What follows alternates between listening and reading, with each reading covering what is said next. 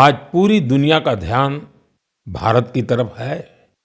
भारत में छिपी संभावनाओं पर दुनिया भर की नजर है। इसी से जुड़ा एक सुखद अनुभव मैं आपसे साझा करना चाहता हूं। आपको पता है कि आजकल पॉडकास्ट का बहुत फैशन है। विभिन्न विषयों से जुड़े पॉडकास्ट को भांति-भांति के लोग देखते और सुनते हैं। बीते दिनों मैं भी कुछ पॉडकास्ट में शामिल हुआ था। ऐसा ही एक पॉडकास्ट दुनिया के बहुत फेमस पॉडकास्टर लैक्स फ्रीडमैन के साथ हुआ था। उस पॉडकास्ट में बहुत सारी बातें हुई और दुनिया भर के लोगों ने उसे सुना भी। और जब पॉडकास्ट पर बात हो रही तो बातों बातों में ऐसे ही मैंने एक विषय उठाया था।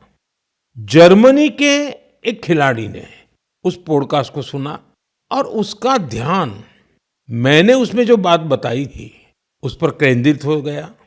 उन्होंने उस टॉपिक से इतना कनेक्ट किया कि पहले उन्होंने उस टॉपिक पर रिसर्च की और फिर जर्मनी में भारतीय दूतावास से संपर्क किया और उन्होंने चिट्ठी लिखकर बताया कि वो उस विषय को लेकर भारत से जुड़ना चाहते हैं। आप सोच रहे होंगे कि मोदी जी ने पॉडकास्ट में ऐसा कैसा विषय कह दिया जो जर्मनी के खिलाड़ी को प्रेरित कर गया। ये कौन सा विषय था? मैं आपको याद कराता हूं। मैंने पॉडकास्ट में बातों बातों में मध्य प्रदेश के शहडोल के फुटबॉल के क्रेज से जुड़ा एक गांव का वर्णन किया था। दरअसल 2 साल पहले मैं शहडोल गया था। वहां के फुटबॉल प्लेयर से मिला था। पॉडकास्ट के दौरान एक सवाल के उत्तर में मैंने शहडोल के फुटबॉल खिलाड़ियों का भी जिक्र किया था। यही बात जर्मनी के फुटबॉल खिलाड़ी और कोच डिटमार बायर्सडॉर्फर ने भी सुनी। शहडोल के युवा फुटबॉल खिलाड़ियों की लाइफ जर्नी ने उन्हें बहुत प्रभावित और प्रेरित किया। सही में किसी ने कल्पना भी नहीं की थी कि वहां के प्रतिभाशाली फुटबॉल खिलाड़ी दूसरे देशों का ध्यान अपनी ओर आकर्षित करेंगे।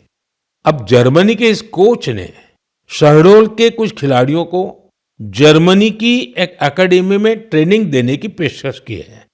इसके बाद मध्य प्रदेश की सरकार ने भी उनसे संपर्क किया है। जल्द ही शहडोल के हमारे कुछ युवा साथी ट्रेनिंग कोर्स के लिए जर्मनी जाएंगे। मुझे यह देखकर भी बहुत आनंद आता है कि भारत में फुटबॉल की लोकप्रियता निरंतर बढ़ रही है। मैं फुटबॉल प्रेमियों से आग्रह करता हूं कि जब समय मिले वे शहडोल जरूर जाएं और वहां हो रहे स्पोर्टिंग रिवॉल्यूशन को करीब से देखें।